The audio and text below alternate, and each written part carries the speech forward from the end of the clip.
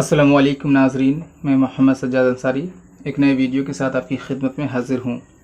उम्मीद है कि आप सब खैरियत से होंगे। इससे क़बल आप रुबाई की तारीफ़, फ़न, मौज़ूआत और आगाज़ इर्तिक़ा देख चुके हैं। आज इस वीडियो में आप देखेंगे मीर बब्बर अली अनीस की रुबाई गोई। इस वीडियो को देखने के बाद आप मीर बब्बर अली अनीस की रुबाई गोई की ख़ुसूसियात से वाकिफ़ हो पाएंगे। किस तरह से मीर बब्बर अली अनीस ने रुबाई को हर ख़ास व आम में मुतारुफ़ कराया और किस तरह से रुबाई में मुख्तलिफ़ मौज़ूआत दाखिल किए और इसे दर्जाए कमाल पर पहुंचा दिया। आइए आगाज़ करते हैं आज के नशस्त का। आपने अब तक मीर बब्बर अली अनीस के बारे में यही देखा होगा कि वो एक अज़ीम मरसिया निगार हैं, लेकिन आज आप जानेंगे कि वो एक अज़ीम रुबाई गो भी हैं। मीर बब्बर अली अनीस का शुमार उर्दू के अज़ीम शुआरा में होता है। इनकी लाफ़ानी शहरत व मकबूलियत इनके अज़ीम शान मरसियों की वजह से है, लेकिन इन्होंने मरसिया निगारी के साथ साथ रुबाई गोई पर भी पूरी तवज्जो की और इसे भी दर्जाए कमाल तक पहुँचाया। लिहाजा इस तरह मरसिया गोई में मीर अनीस मुनफरिद और मुमताज़ हैसियत रखते हैं। इसी तरह रुबाई गोई में भी इनका मर्तबा निहायत बुलंद व बाला है। इनसे क़बल जो रुबाई गो शुआरा मिलते हैं, रुबाई गोई उनका ख़ास मैदान नहीं था और ना ही कोई शायर मुतनऊ मौज़ूआत पर अनीस का कोई मुकाबला कर सकता है। अनीस ने रुबाइयों का वाफिर माने बहुत ज़्यादा वाफिर सरमाया छोड़ा है। यही नहीं कि इनके यहाँ रुबाइयात की तादाद काफ़ी है, बल्कि ये रुबाइयात फ़नी लिहाज से भी निहायत आला व अरफा हैं। अरफा माने काबिल कद्र, उम्दा। लिहाजा कैफियत व कमियत दोनों लिहाज से मीर अनीस उर्दू के एक असीम रुबाई गो शायर हैं।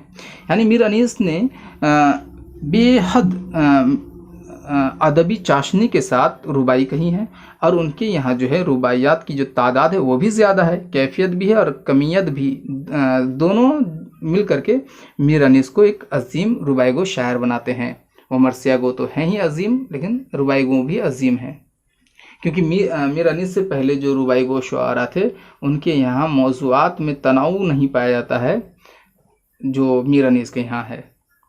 अनीस की रुबाई गोई ने शेर व सुखन के ख़जाने में एक गिरा बहा यानी कि बहुत ज़्यादा इजाफ़ा किया। इनकी रुबाई गोई पर डॉक्टर सलाम संदिलवी का ये कौल निहायत बजा है। अब इनका कौल देखिए।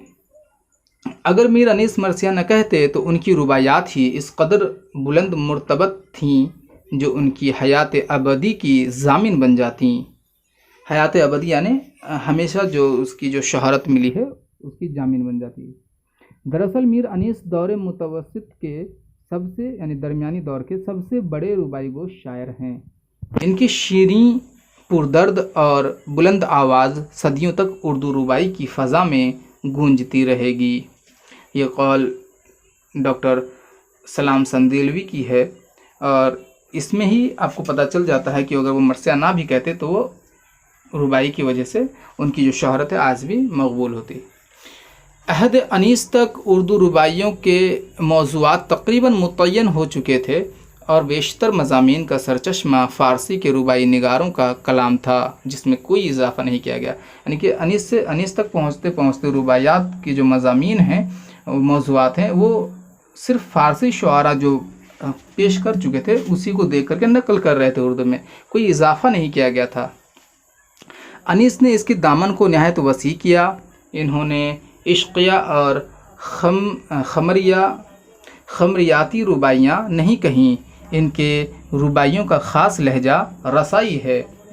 रसाई यानी कि सोज़ो गुदाज से भरा हुआ दर्द, जिसमें जिस लहजे में हो, जिस तरह से मरसिया में जो लहजा होता है दर्द भरा, तो रुबाइयों का भी जो लहजा है वो रसाई लहजा है। इनकी बेशतर रुबाइयाँ मजहबी हैं, जिनमें हम्द, नात, मुनक़बत और अहले बैत से मुतालिक कही गई रुबाइयाँ शामिल हैं। इन रुबाइयों में सदक़ दिली यानी कि सच्चाई के साथ صدق دلی، والہانہ محبت اور گہری عقیدت کا اظہار ملتا ہے۔ حمدیہ رباعیوں میں خالص متصوفانہ مضامین جو معرفت، حقیقت اور وحدانیت وغیرہ موضوعات پر ہیں۔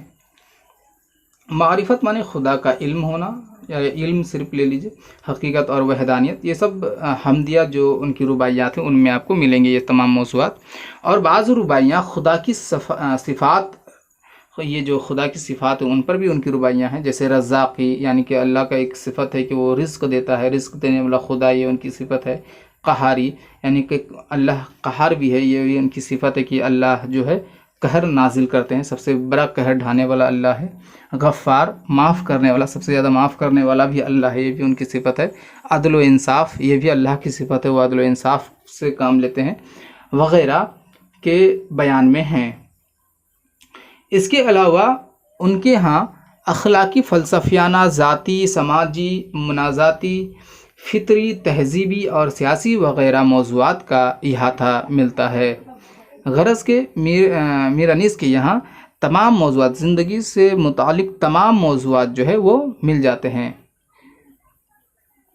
رسائی رباعیاں اگرچہ میر انیس سے پہلے ان کے دادا میر حسن، میر اور مومن وغیرہ کہہ چکے تھے، لیکن انیس نے اس موضوع کی طرف خاص توجہ دی، یعنی کہ یہ جو رسائی رباعیاں ہیں یہ کہہ چکے تھے، میر حسن، میر یعنی میر تقی میر اور مومن وغیرہ کہہ چکے تھے، لیکن ان لوگوں نے خاص توجہ نہیں دی تھی، ضمنی طور پہ وہ لوگ رباعیاں کہہ رہے تھے، لیکن میر انیس نے اس پر خاص توجہ دی اور اس کے دامن کو وسیع کیا۔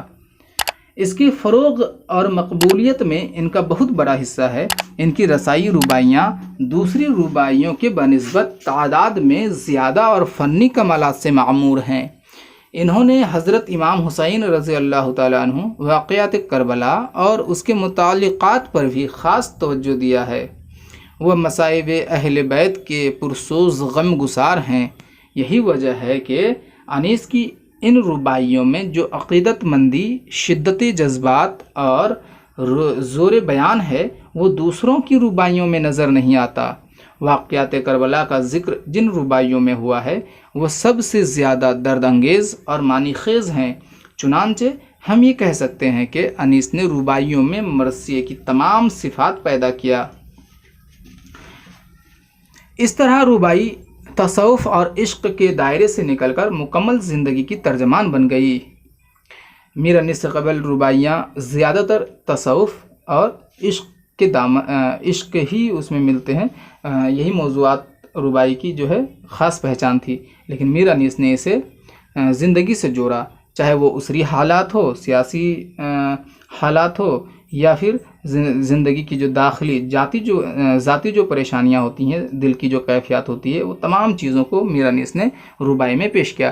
انہوں نے رباعی کو نہ صرف معنوی اعتبار سے وسعت دی بلکہ غزل، قصیدہ اور مرثیے کی طرف اس صنف کو بھی عوام سے روشناس کرایا۔ میر انیس کی رباعیوں میں زیادہ تر دروبینی اور خود کلامی کی فضا ملتی ہے۔ دروبینی مانے وہ جب داخلیت، دل کے اندر جو بات ہوتی ہے، جو کیفیت، دل میں جو کیفیت ہوتی ہے، جو ظاہری طور پر پتہ نہیں چلتا ہے، تو اس کیفیت کو، اس حالت کو جاننے کو دروبینی کہتے ہیں۔ تو ان کے یہاں دروبینی ملتی ہے، یعنی دل کی کیفیات کو وہ بلا جھجک بیان کرتے ہیں۔ خود کلامی کی فضا ملتی ہے، یعنی خود سے بات کرنے کا جو فضا ہے، جو ماحول ہے وہ ملتا ہے۔ وہ خارجی حقائق کو کسی نہ کسی طرح سے داخلی بنا لیتے ہیں۔ مختلف موضوعات کے اعتبار سے مختلف الفاظ اور لہجہ کا استعمال کرتے ہیں۔ وہ اپنے رباعیوں میں لہجے کی ناہمواری اور خیال کی تیز رفتاری سے سب کو متوجہ کر لیتے ہیں۔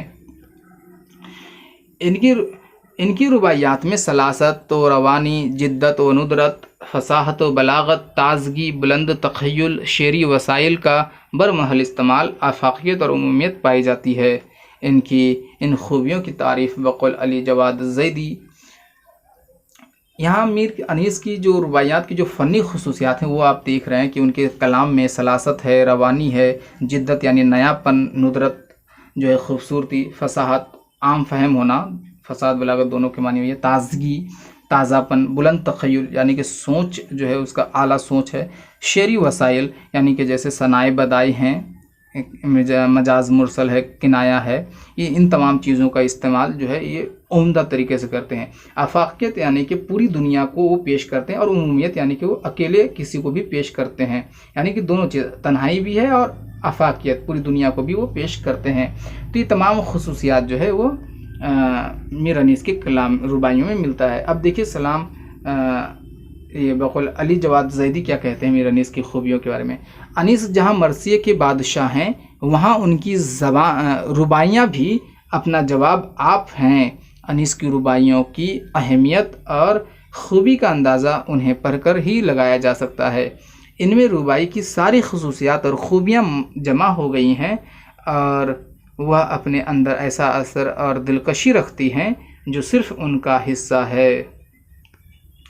میر انیس کی قادر الکلامی، ادبی حسن اور مختلف النوع موضوعات کا اندازہ مندرجہ ذیل رباعیوں سے لگایا جا سکتا ہے۔ ملاحظہ کیجیے، اب مختلف موضوعات پر ان کی جو ہے رباعیاں ملاحظہ کیجیے۔ فریاد و فغان و رنج و غم کے دن ہیں، بے شبہ یہ اندوہ و الم کے دن ہیں، کیوں کر نہ کریں لوگ قیامت برپا، بے سر ہوئے شبیر ستم کے دن ہیں۔ یہ شہادت امام حسین رضی اللہ تعالیٰ عنہ کے موضوع پر ہے۔ اب نعتیہ موضوع دیکھیے، جس میں انہوں نے نعت یعنی کہ نبی کریم صلی اللہ علیہ وسلم کی تعریف پیش کی ہے۔ دنیا میں محمد صلی اللہ علیہ وسلم، دنیا میں محمد سا شہنشاہ نہیں، کس راز سے خالق کے یہ آگاہ نہیں، باریک ہے ذکر قرب مراج رسول، خاموش کہ یہاں سخن کو بھی راہ نہیں۔ اب مناجاتی دیکھیے، جس میں انہوں نے درخواست کی ہے یا التجا کی ہے۔ دولت کی نہ خواہش ہے نہ زر چاہتے ہیں، نہ مال نہ اسباب نہ گھر چاہتے ہیں، جو مزرعے آخرت ہے وہ خشک نہ ہو، ہاں ایک تیری رحمت کی نظر چاہتے ہیں۔ اب سیاسی جو اسری حالات پر ہوتے ہیں وہ دیکھیے۔ کیوں کر دل غم زدہ نہ فریاد کرے، جب ملک کو چرخ پیر یعنی رہنما، جب ملک کو چرخ پیر برباد کرے، مانگوں یہ دعا کہ پھر خداوند کریم اجڑی ہوئی مملکت کو آباد کرے۔ اب حمدیہ رباعی دیکھیے، جس میں انہوں نے اللہ تعالیٰ کی تعریف پیش کی ہے۔ گلشن میں صبا کو جستجو تیری ہے، بلبل کی زباں پہ گفتگو تیری ہے، ہر رنگ میں جلوہ ہے تیری قدرت کا، جس پھول کو سونگھتا ہوں بو تیری ہے۔ یہ حمدیہ موضوع پر ہے۔ ناظرین، آپ نے میر بابر علی انیس کی رباعی گوئی کے اہم نکات دیکھے۔ امید ہے کہ آپ اچھی طرح سے واقف ہو گئے ہوں گے کہ میر بابر علی انیس فقط ایک عظیم مرثیہ نگار نہیں بلکہ وہ ایک عظیم رباعی گو بھی ہیں، کیونکہ انہی کی وجہ سے رباعی جو ہے ہر خاص و عام میں مقبول ہوئیں اور درجۂ کمال تک پہنچی۔ انہی کی وجہ سے رباعی میں مختلف موضوعات داخل ہوئیں۔ امید ہے کہ آپ فیض یاب ہوئے ہوں گے۔ اگر آپ کو کہیں بھی میری غلطی دکھی ہو تو اس کی نشاندہی کریں تاکہ میں اسے شکریہ کے ساتھ درست کر لوں۔ اگر آپ کو ویڈیو پسند آیا ہے تو لائک کریں، شیئر کریں، کمنٹ کریں، اور اگر آپ کو کسی اور موضوع پر ویڈیو چاہیے تو کمنٹ کریں، انشاءاللہ جلد از جلد پورا کیا جائے گا۔ اب اجازت دیجیے، السلام علیکم۔